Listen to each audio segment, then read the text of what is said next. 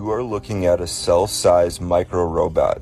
These micro-robots, made of electronic circuits coupled to minute particles, are so small that they can swim in between blood vessels.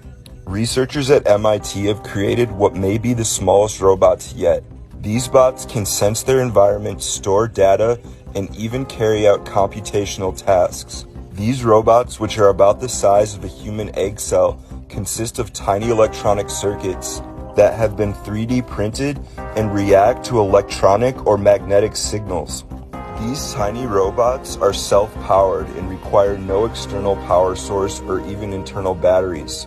They can be guided into areas of the body that standard drugs cannot reach, adding a whole new level to drug delivery systems. It may be possible now using this delivery method to bring drugs past the blood-brain barrier. Follow me for more info like this.